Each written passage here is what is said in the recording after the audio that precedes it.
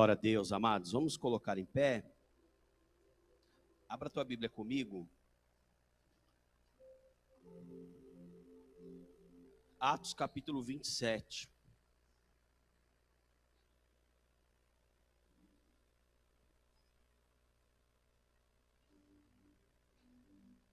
Atos.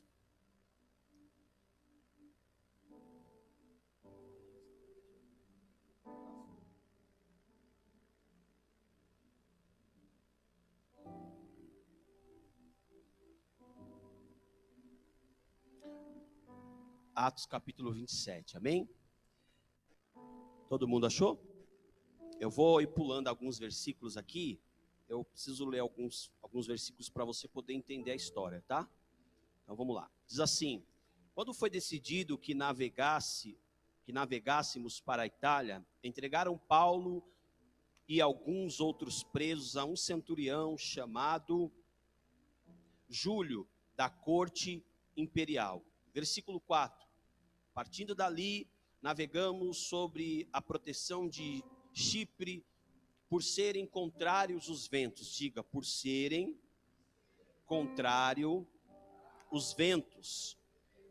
Diz assim o versículo 5: e tendo atravessado o mar ao longo da Sicília e da Panfilha, chegamos a Mirra na Lícia, e achando ali o centurião, um navio de Alexandria que estava de partida para a Itália, nele nos fez embarcar. Navegando vagarosamente muitos dias, tendo chegado com dificuldade de fronte de Cnido, não nos sendo permitido prosseguir por causa do vento contrário. Diga, vento contrário. Aí diz assim: navegamos sobre a proteção de Creta, na altura de Salmona. Costeando-a penosamente, chegamos a um lugar chamado Bons Portos, perto do qual estava a cidade de Laceia. Depois de muito tempo, tendo tornado a navegação perigosa, já passado tempo do dia do jejum, admoestava Paulo, dizendo-lhes: senhores, vejo que a viagem vai ser trabalhosa, com dano e muito prejuízo, não só para a carga do navio, mas também para a nossa vida. Mas o centurião dava mais crédito ao piloto e ao mestre do navio do que ao que Paulo dizia. Não sendo o porto próprio para invernar, a maneira deles era de opinião que partissem dali para ver se podiam chegar a Fenícia e ia passar o inverno, visto ser um porto de Creta, ao qual olhava para o nordeste e para o sudeste. Soprando brandamente o vento sul, e pensando eles ter alcançado o que desejavam, levantaram âncora e foram costeando mais perto da ilha de Creta. Entretanto, não muito tempo depois, desencadeou-se do lado da ilha um tufão e um vento chamado noroeste, ou Euroaquilão. Amém? Só até aqui, fecha os teus olhos, vamos orar. Aleluia. Pai, toma nas tuas mãos as nossas vidas e essa palavra, meu Deus. Em nome de Jesus, nós viemos aqui nessa manhã para nos alimentar da tua palavra. Nós viemos aqui essa manhã, Senhor, para sairmos daqui alimentados pela tua palavra.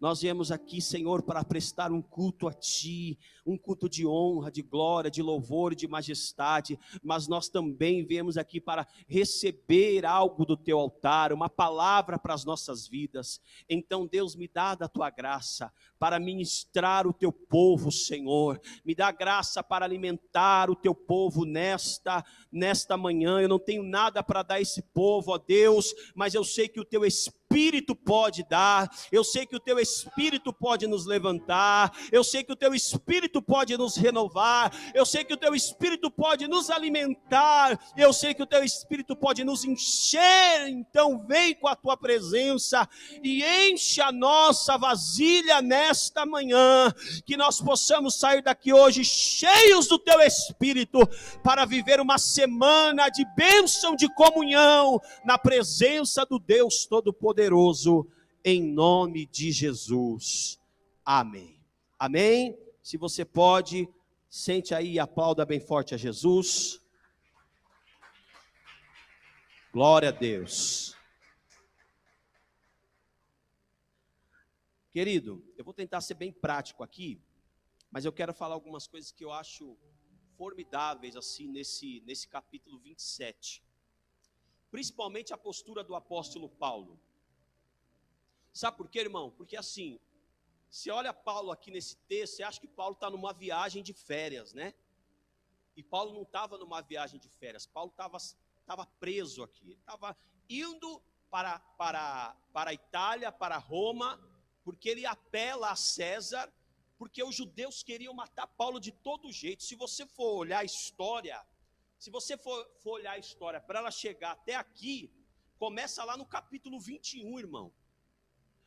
Os judeus queriam matar a Paulo de todo jeito, porque Paulo estava pregando o evangelho. E Paulo passa por muitas coisas. E aí ele apela para que ele vá até César, só que ele estava numa distância muito longa, e ele precisava viajar de navio, tanto que eles pegam 2 navios aqui. E o segundo navio que Paulo pega, haviam muitos homens nesse navio. Para você ter uma ideia, 276 pessoas ao todo nesse navio. E aí, eu vou adiantar aqui o texto, tá bom? Porque senão não vai dar o tempo. Mas só para você entender, a viagem começa. Eles estão indo até Roma, porque Paulo apela para ir a César, como eu disse, para não ser morto. E também porque Deus tinha um propósito com isso. Havia todo um propósito debaixo dessa viagem aqui. Mas ele está indo aprisionado. Só que aí Paulo começa a viagem. No primeiro navio, como eu já li para vocês aqui, a Bíblia diz que os ventos já eram contrários. Quando eles pegam o segundo navio, a Bíblia diz que Paulo, ele começa a perceber a viagem. E talvez, por que talvez ele percebe? Porque talvez ele tinha experiência, porque Paulo viajava muito. E Paulo começa a viagem, e o texto diz que eles entregam a Paulo a um centurião chamado Júlio, da corte imperial. E Júlio é encarregado desse homem, é um centurião encarregado de Paulo, sobre a responsabilidade, Paulo está sobre a responsabilidade dele. E aí o texto diz que começa a viagem. E na viagem, quem estava responsável por essa viagem cometem 2 erros. Eu quero falar para você aqui de 2 erros, 3 atitudes e 3 palavras. Diga, 2 erros, 3 atitudes e 3 palavras. Amém? Quando a viagem começa, Paulo tem uma percepção, e eu quero que você me acompanhe aqui, vamos lá. Versículo 9. Vocês estão comigo aí, amém? Depois de muito tempo, tendo se tornado a navegação perigosa, já passado o tempo, o dia do jejum, admoestava-os Paulo, dizendo: Senhores, vejo que a viagem vai ser trabalhosa, com dano e muito prejuízo, não só a carga do navio, mas também da nossa vida. Olha o versículo 11. Mas o centurião dava mais crédito ao piloto e ao mestre do navio do que ao que Paulo dizia. Mas Paulo estava aqui não só numa condição de escravo, mas Paulo também era um profeta. Amém? Vou repetir para você entender. Paulo não estava aqui só em uma condição de escravo, mas Paulo também estava aqui numa condição de profeta. Porque Paulo era um nabi, Paulo era um porta-voz de Deus, Paulo era um apóstolo. Havia uma unção sobre a vida de Paulo, e Paulo está dando um alerta. Senhores, eu vejo que essa viagem vai ser perigosa. Não só para o navio, ela vai ter muito dano. Não só para o navio, mas também para as pessoas que estão nele, mas também para a carga. Paulo está dando um conselho. E aí, sabe o que a Bíblia diz? Que o centurião, ele deu mais crédito para o o piloto e ao mestre. O mestre aqui é o dono do navio. Então, Paulo vai lá para o centurião e fala assim: ô meu camarada, seguinte, ó, eu estou percebendo aqui que o negócio está meio complicado. Paulo tem um discernimento. E aí o centurião, ao invés de ouvir a voz de Paulo, ele ouve mais a voz do piloto e a voz do dono do navio. Agora, por que a Bíblia ela narra esses detalhes? Será que a Bíblia narra esses detalhes só para passar desapercebido? A Bíblia, querido, ela coloca esses detalhes para nós se apercebermos aqui. Sabe por quê? Preste atenção aqui. Tem hora que nós estamos indo por um caminho. Tem hora que nós estamos tomando algumas decisões nas nossas vidas. Tem hora que nós estamos agindo de maneira errada. E às vezes Deus usa pessoas para nos aconselhar e dizer para nós: cuidado, porque o caminho que você está tomando é perigoso. Cuidado, porque o caminho que você está tomando é complicado. Cuidado, porque essa decisão que você está fazendo vai te levar a um prejuízo, a um resultado perigoso. Às vezes Deus usa o pastor, às vezes Deus usa o obreiro, às vezes Deus usa o amigo, às vezes Deus usa alguém para me aconselhar, para me direcionar. Sabe o que eu faço? Entra no ouvido e sai pelo outro. É o que Paulo estava dizendo aqui. Paulo estava dando uma dica. E sabe o que o centurião faz? O centurião olha para Paulo, olha para o piloto, olha para o dono da embarcação e pensa assim: quem tem mais experiência? Quem tem mais domínio de navio? Quem é o dono do navio? Quem é esse Paulo para falar alguma coisa? É um escravo.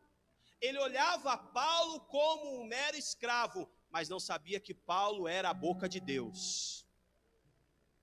Às vezes, amado, nós precisamos entender, porque às vezes a gente dá mais crédito: mas é porque aquele ali, ele tem a experiência. O dono do navio tinha experiência, o piloto também, sim ou não? Quem tinha mais experiência, Paulo ou o piloto?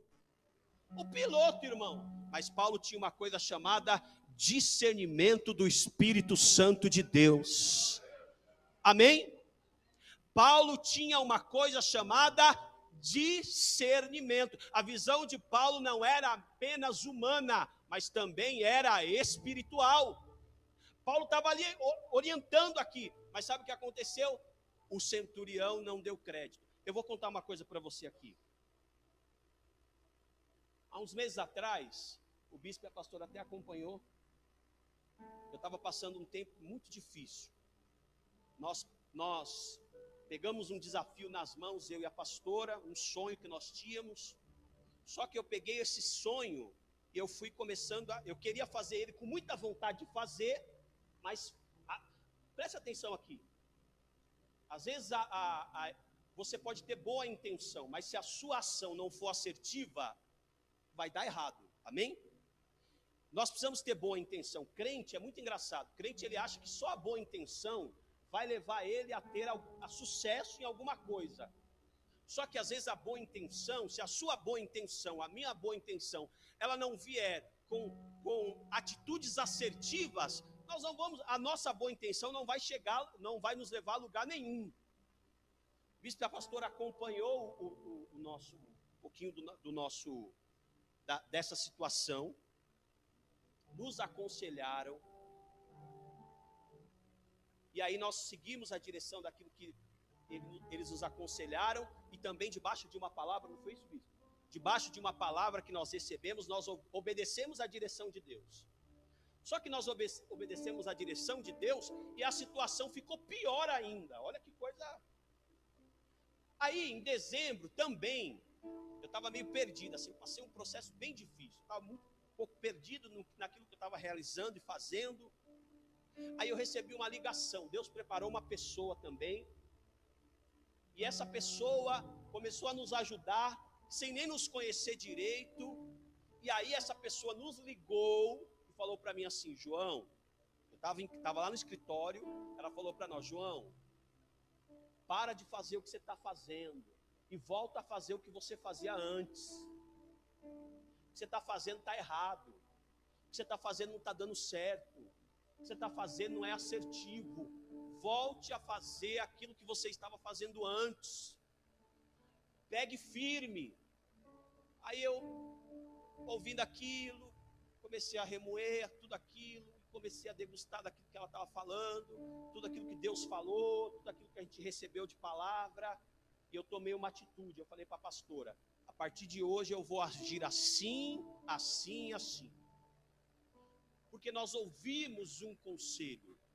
E aí Deus foi preparando as coisas, Deus foi movendo as águas. Eu tomei uma outra atitude que deixou a pastora Luciana um pouquinho escandalizada, né? Teve um dia que ela até chorou, eu levei ela no shopping, irmão. Aí você leva a mulher no shopping, compra um sapato, aí melhora tudo. Tô brincando. Brincadeira. Aí levei ela para tomar um café, conversamos, ela chorou. Ai, mas eu queria que você fizesse isso. Falei: amor, deixa, vamos ver se Deus está no negócio ou não. E graças a Deus, ela está vendo que Deus está começando a mover as águas. Amém? Nós estamos no comecinho do projeto. Mas eu estou contando para você que o projeto mudou quando nós ouvimos uma palavra e uma direção. Você está entendendo, irmãos? Deus preparou.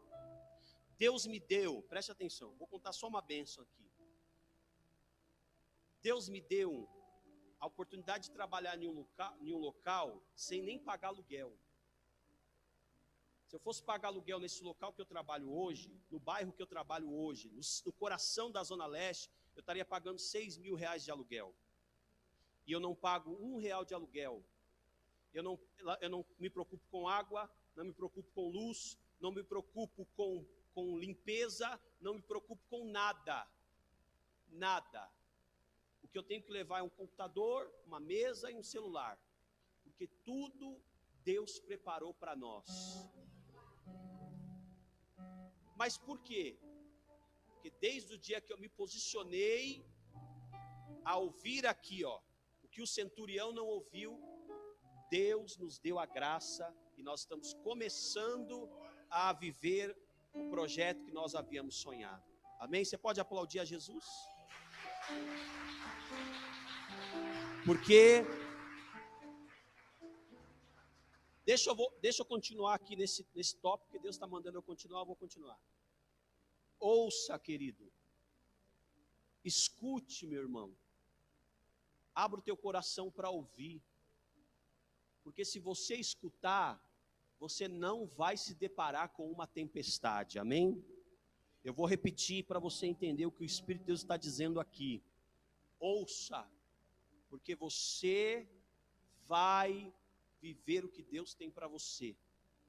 Amém? Porque, ó, olha o que aconteceu aqui, vamos lá. Mas o centurião dava mais crédito ao piloto e ao mestre do navio do que ao que Paulo dizia.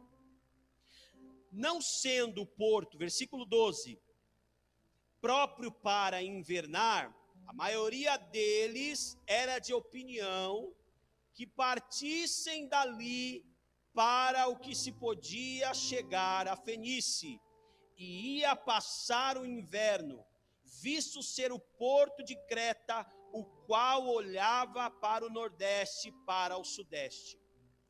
Olha o versículo 13. Soprando brandamente o vento, diga, soprando brandamente. Aí diz assim, ó, e pensando eles, olha o detalhe do texto. Pensando eles ter alcançado o quê? Vocês estão comigo aí? Amém? Tendo alcançado o quê? Desejavam, levantaram âncora e foram costeando de mais de perto a ilha de Creta. Então Paulo dá um conselho, dizendo para eles: senhores, tomem cuidado com a embarcação. Aí eles não escutam. Quando eles chegam perto de onde eles estavam, eles achavam que eles já tinham alcançado o que desejavam. O que eles fizeram? Eles recolhem a âncora. Porque para que a âncora serve? Eu não entendo muito de embarcação, mas pouquinho que eu sei, a âncora serve para frear o navio, é isso? Me ajudem aí, não é isso? E para dar uma equilibrada do navio, não é isso? Para diminuir a velocidade. É como um freio para dar equilíbrio e tal. Aí, Paulo dá o conselho. E aí todo mundo, olha o versículo de número 12. A maioria deles tiveram a mesma opinião. Nós vamos continuar no mesmo percurso. O versículo 12, diz, o versículo 13 diz assim: soprando brandamente o vento. Preste atenção aqui. Alguém aqui viu aquela reportagem do acidente daquela modelo lá? Como é que é o nome da modelo? Morreu agora recente? Caroline Bittencourt, é isso? Estou certo? Por que ela morreu? Porque eles saíram, eu não sei se eles estavam em Angra dos Reis, não sei se foi isso. Eles estavam em Angra dos Reis. Quando eles saíram da praia, o sol estava nítido. Não tinha nenhum índice de tempestade. Estava tudo redondinho, tudo certinho. Ela pega, o marido pega lá a lancha e vai com ela, porque eles queriam ir para uma ilha e depois voltar, né? Pelo menos é o que disse a reportagem. Quando eles saíram, estava tudo certo, como aconteceu com esses camaradas aqui, ó. O vento estava soprando brandamente. E o texto diz assim: e eles alcançaram o que desejaram. O que eles desejavam? Justamente isso, um vento brando. E Paulo está dizendo, vai vir a tempestade. Só que o sinal está dizendo, não vai. Paulo está dizendo, cuidado que vem. E o vento está dizendo, não vai. É o que aconteceu com esse casal.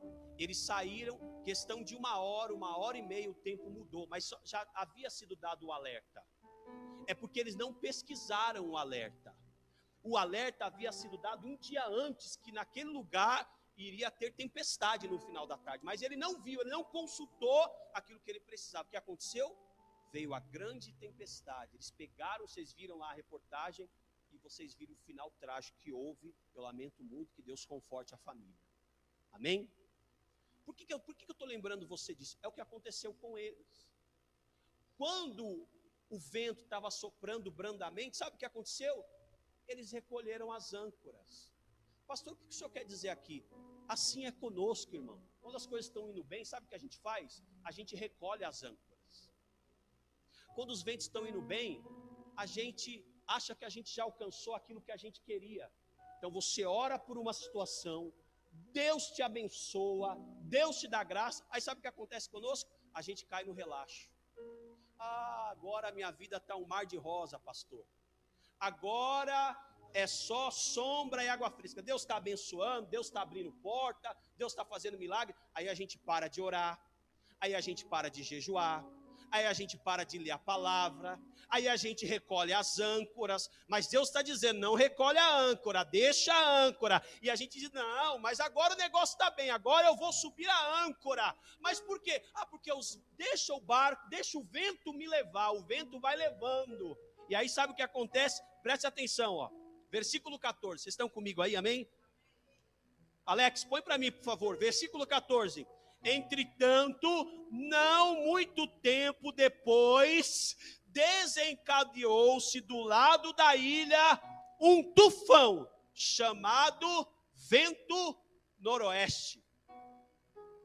Esse vento noroeste, amado, ele tem um monte de lugar aí. O que é o vento noroeste? É um vento muito forte, é o que aconteceu com esse casal que eu acabei de falar para vocês. Eles encararam agora nessa tragédia esse tal desse vento noroeste aí. Porque ele vem do nada. Ele vem com impacto, foi o que aconteceu aqui nesse texto, ó. Eles recolheram as âncoras, começaram a costear ali perto da ilha. É a mesma coisa. E o que acontece? O vento sopra, e o texto diz aqui, a Bíblia diz que bate neles com um ímpeto grande e destrói o navio. Olha só, versículo 15. E sendo o navio arrastado com o quê? Com o quê? Diga alto, com violência, sem poder resistir ao vento, cessamos a manobra e nos fomos deixando levar. Amém? Ou seja, eles não vigiaram lá em duas coisas. Quais 2 erros, pastor? Os 2 erros não ouviram a voz do que Paulo estava dizendo e não vigiaram achando que já haviam alcançado aquilo que precisavam. Você está entendendo o que Deus está dizendo aqui? E aí vem a tempestade. O navio é atacado. Só que eles precisavam tomar uma atitude. E é aqui que eu quero falar para você das 3 ações que eles têm, mesmo eles errando. Quem já errou aqui? Diga amém. Você erra ou não erra? Sim ou não? Às vezes, amado, você vai errar, eu vou errar, todo mundo erra. Eles erraram. Mas mesmo errando, a gente tem que fazer alguma coisa, sim ou não? Mesmo errando, a gente tem que ter atitude. Mesmo errando, a gente tem que fazer alguma coisa. Talvez você já tentou uma vez, não deu certo. Talvez você está tentando de novo, não está dando certo. Mas continue, faça a terceira, faça a quarta. Deus vai te dar graça. Agora, o que você não pode é esmurecer diante da luta. Ou seja, no resumo da palavra, o negócio estava pegando, o chicote estava estralando, o navio estava sendo afrontado, o vento foi muito forte, o vento arrastou o navio. E aí eles precisavam fazer alguma coisa. Aí olha o que diz aqui, ó.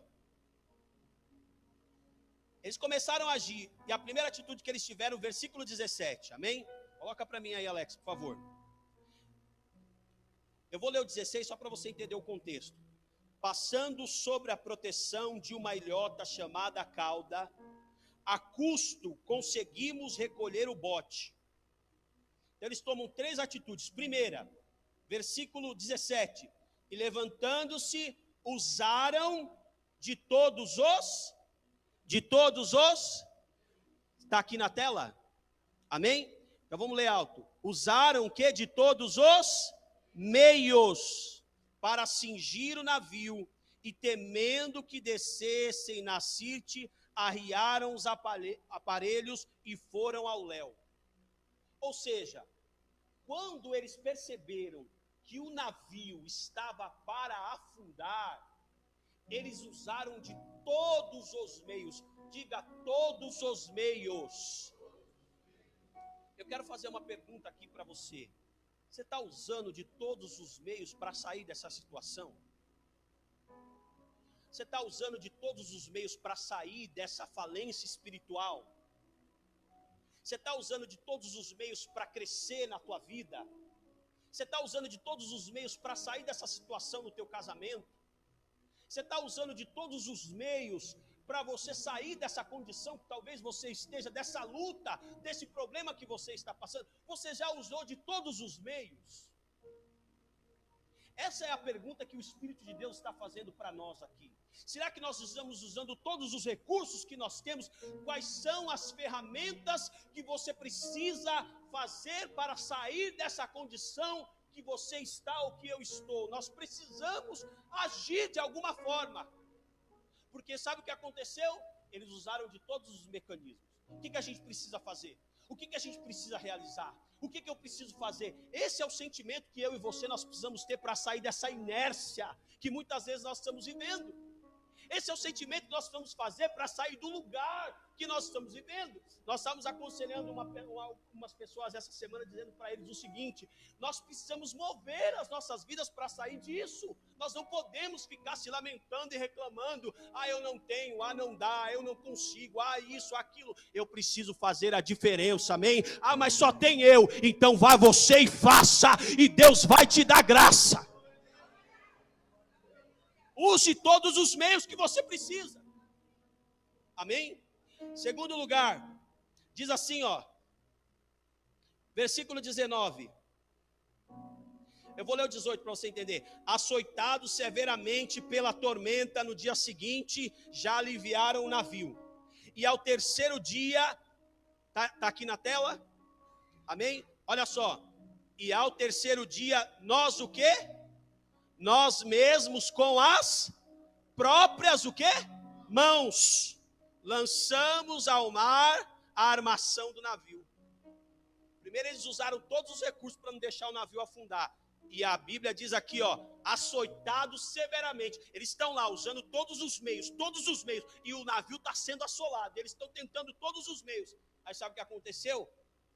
O meio não, talvez se eles tinham, talvez métodos mecânicos lá, não sei o que eles tinham, que a Bíblia não diz. Não deu certo, sabe o que eles fizeram? Arregaçaram a manga e falaram o seguinte: de forma mecânica não dá, pelo maquinário não dá, eu vou pôr a mão e vou fazer. Eles arregaçaram as mangas e foram fazer. Nós precisamos fazer, tem coisa que é você que precisa fazer. Amém? Tem coisa que é eu que preciso fazer. Tem coisa que não é o vizinho, tem coisa que não é o pastor, tem coisa que não é nem Deus. Tem coisa que é eu que preciso fazer. O que você precisa fazer? Posso falar uma coisa para você com todo amor? Vou dar um exemplo para você. Às vezes o casal está passando uma luta financeira. Amém? E às vezes, amados, às vezes, na maioria, se você for fazer um estudo na igreja, problema financeiro na igreja, a maioria das vezes não é por questão espiritual. Na maioria das vezes, problema financeiro na igreja é questão de atitude. Eu vou dar um exemplo para você. Às vezes, posso falar aqui ou não? Com todo amor? Às vezes a mulher, às vezes a família quer crescer financeira, vamos falar financeiramente falando. Às vezes a família quer crescer, às vezes quer ter uma coisa melhor, ainda mais nos dias de hoje que você vive em um país, esse país só se fala de dinheiro, um país capitalista, você olha Facebook, você compara a sua vida com a do outro, essa coisa de comparação, que isso acaba com todo mundo, e outro dia a gente fala disso, mas às vezes eu quero ter uma vida melhor. Se eu quero ter uma vida melhor, o que eu preciso fazer, gente?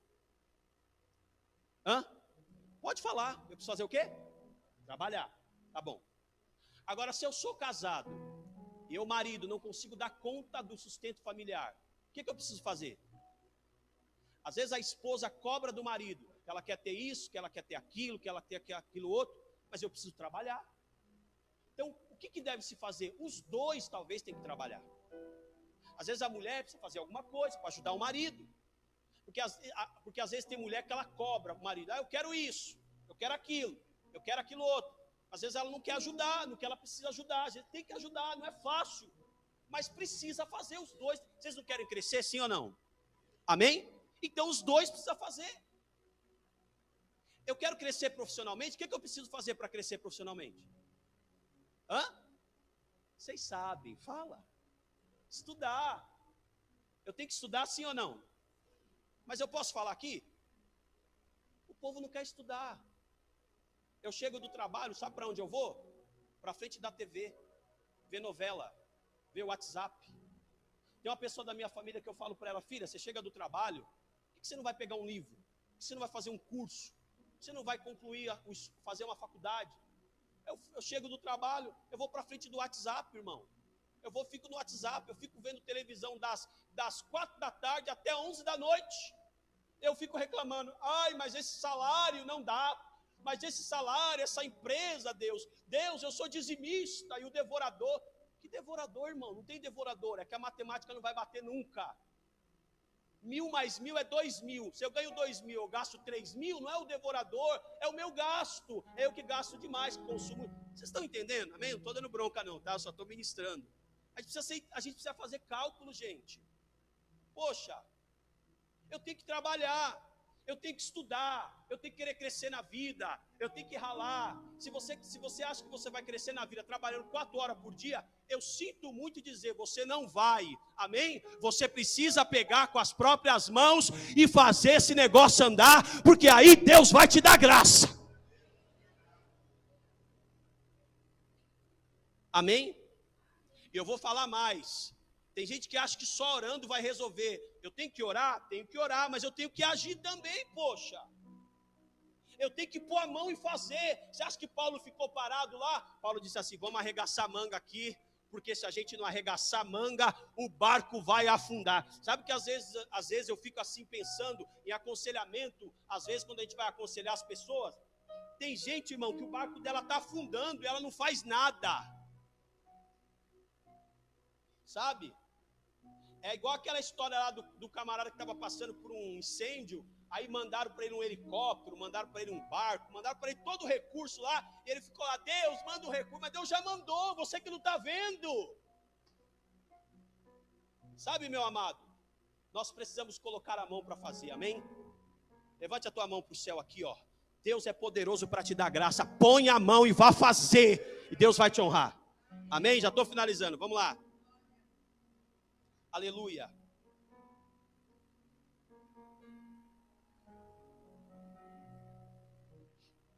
Aí diz assim, ó, versículo 20: e não aparecendo já havia alguns dias, nem sol, nem estrelas, e caindo sobre nós uma grande tempestade, dissipou-se afinal toda a esperança de salvamento. E havendo todos estado muito tempo sem comer, Paulo, pondo-se no meio deles, disse-lhes. Ou seja, eles fazem de tudo para o navio não afundar, e mesmo assim o vento era forte, irmão, que o navio afunda. E aí, olha o detalhe do versículo 20. E não aparecendo havia alguns dias nem sol, nem estrelas, caindo sobre nós uma tempestade, dissipou-se toda a esperança de salvamento. Ou seja, eles ficaram dias sem sol e sem estrela. O que tinha só? Só tinha névoa, amado. Não tinha sol, não tinha estrela, só tinha névoa. Aí sabe o que aconteceu aqui? O que aconteceria talvez comigo e com você? A esperança deles vai embora. Eles estavam dias sem comer. Eles não tinham força nem para comer. Por quê? Porque a luta estava grande. E quando a gente está passando luta, o chicote, sabe, o negócio está estralando para o nosso lado, a gente fica mal mesmo, sim ou não? Sim ou não? Quando não tem sol, irmão, quando não tem estrela, você fica assim olhando e fala, Deus, o que está acontecendo? Parece que a gente não diz que o céu está de bronze, né? É assim que a gente brinca. Só que graças a Deus que naquele navio tinha um homem chamado Paulo. Porque estava todo mundo lá sem comer. Estava todo mundo lá desanimado. Estava todo mundo lá de cabeça baixa. E aí Paulo, olha só o que eu quero dizer. Essa é a diferença daquele que serve e daquele que não serve a Deus. Essa é a diferença daquele que tem uma vida no altar de Deus. Estava todo mundo lá sem esperança. Como eu disse para você, 276 pessoas. Enquanto eles estavam lá murmurando, sabe o que Paulo vai fazer? Paulo vai orar. Paulo está lá orando. Aí, olha o que Paulo diz aqui, ó. Havendo, pois, estado muito tempo sem comer, estavam lá tudo desanimados. Paulo, pondo-se de pé, no meio deles, disse: Senhores, na verdade, era preciso terem-me atendido. Olha o que Paulo está dizendo aqui. Paulo está dizendo, vocês deviam ter me ouvido. E não partir de Creta para evitar este dano e essa perca. Paulo está dizendo assim, ó, eu falei com vocês, não foi? Eu não alertei vocês que o navio ia sofrer dano? Mas Paulo os admoesta, né? Os exorta ali em amor, dizendo para ele, eu alertei vocês, mas não tem problema. Olha o versículo 20. Mas agora vos aconselho, são as palavras de esperança que Paulo começa a dar aqui. Mas agora vos aconselho que tenham bom ânimo, porque nenhuma vida se perderá entre nós. Amém? Leia comigo o versículo 23 e dê glória aí quando você lê. Porque nessa mesma noite apareceu o que para Paulo? Um anjo de quem?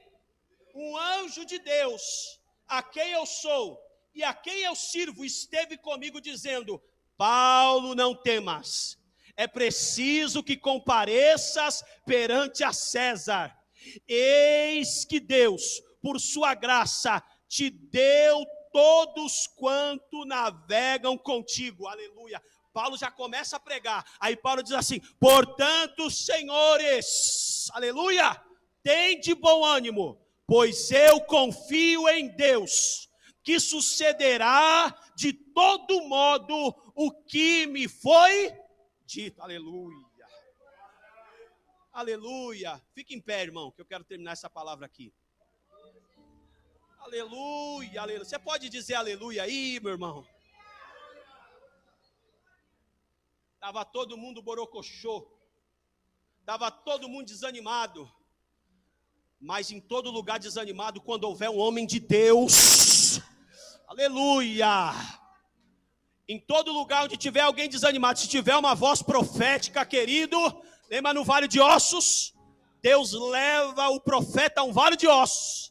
E Deus diz para ele assim: ô profeta, pode esses ossos reviver? Aí o profeta diz: Senhor, tu sabes. E aí Deus diz para ele: profetiza. Profetiza e diz: e ossos secos, ouvi a palavra de quem? Do profeta? Não, a palavra do Senhor. Aleluia. Sabe por que o profeta profetizou? Porque quem estava com ele no vale era o próprio Deus. Você pode estar no vale, mas se Deus estiver com você no vale, você vai profetizar. Amém? Está todo mundo desanimado. Paulo diz: senhores, escuta aqui. E foi Paulo: ninguém tem um bom ânimo. Não, Paulo, mas tem um bom ânimo. Ah, mas tem um bom ânimo. Oh, Paulo, mas que convicção é essa aí? Você fez algum curso de psicologia? Paulo, você fez alguma coisa? Não, eu fui orar. E nessa noite um anjo de Deus visitou a minha oração, aleluia. Eu acho que Paulo foi orar e foi dormir. E quando Paulo acorda, querido, quando ele abre o olho assim, ele vê um anjo com a espada desembainhada, dizendo assim: nesta peleja não tereis que pelejar, aleluia. Ficai de pé em posição e vede o livramento. Aleluia. Paulo diz assim: tem de bom ânimo, porque um anjo de Deus me apareceu. Que o anjo de Deus desça aqui nesta igreja, nesta manhã. Que o anjo do Senhor visite a tua casa e a tua família. Aleluia. Que você tenha visão celestial. Senhor, abre os nossos olhos espirituais nessa manhã. Nós somos a tua igreja.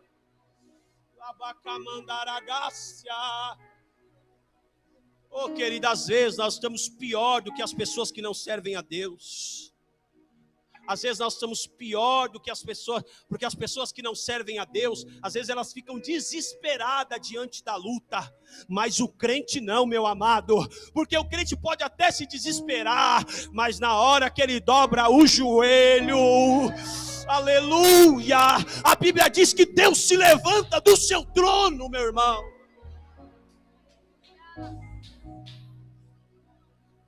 A única vez que Deus se levanta do seu trono é quando a sua igreja está orando, aleluia. Aleluia. Aí sabe o que acontece? A Bíblia diz que Paulo diz assim, ó: porém é necessário que vamos dar uma ilha. Aí diz assim, ó, deixa eu achar o versículo aqui para terminar. Versículo 32, só para você entender o contexto. Então os soldados cortaram os cabos do bote e deixaram afastar-se. Enquanto amanhecia, Paulo rogava a todos que se alimentassem. Olha o coração desse líder aqui, meu irmão. Olha o coração desse pastor aqui. O barco está afundando e Paulo está preocupado com as almas, com as vidas, com as pessoas. Amém? Paulo está preocupado se vão se perder, mas ele está na confiança de Deus. Deus disse: o navio vai afundar, mas nenhuma vida vai se perder. Paulo está indo preso. Paulo foi chicoteado. Mas o texto diz que Paulo está preocupado. Como é que alguém que está preso dentro de um navio está preocupado com o outro, não consigo, hein? Paulo está aqui preocupado com as almas. Ele foi preso, estava sendo injustiçado. Ele está preso aqui, sabe como, querido? Sem ter cometido nenhum delito. Está preso porque está pregando o evangelho. Mas ele está preocupado, ó. Aí ele diz assim, ó: rogava que todos que se alimentassem, dizendo: hoje é o 14º dia, em que esperando estais sem comer, nada tendo provado. Versículo 34, eu vos rogo que comai alguma coisa, porque disso depende a vossa o quê? Segurança, pois nenhum de vós se perderá, nem mesmo um fio de cabelo, aleluia. Aí sabe o que Paulo faz?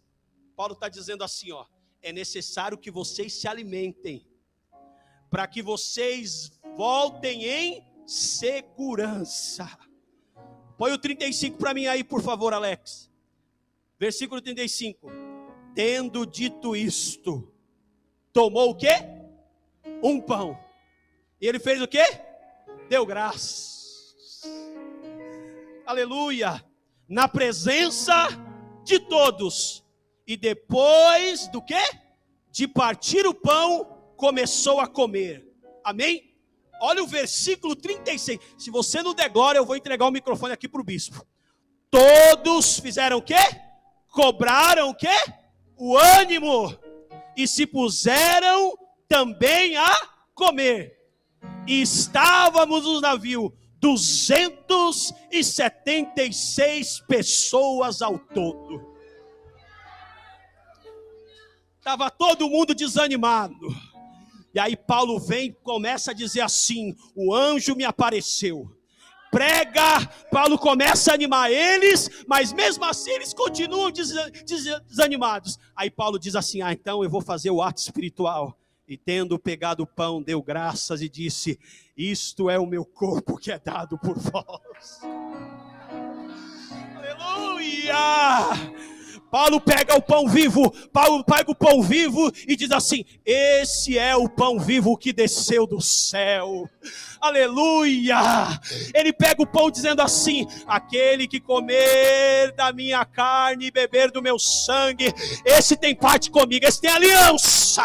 Paulo está dizendo assim: se alimente das coisas espirituais, se alimente da ceia, se alimente do pão vivo, se alimente do pão vivo, porque se você se alimentar, você não vai perecer.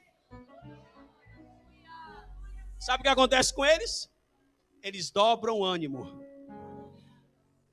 Eles dobram o ânimo. E a Bíblia diz que eles se colocam de pé. Se alimente. Amém? Se alimente da mesa. Se alimente de Cristo. Se alimente da oração. Se alimente da visão celestial. E o teu barco não vai perecer para a glória de Deus. Amém? Vamos aplaudir bem forte a Jesus.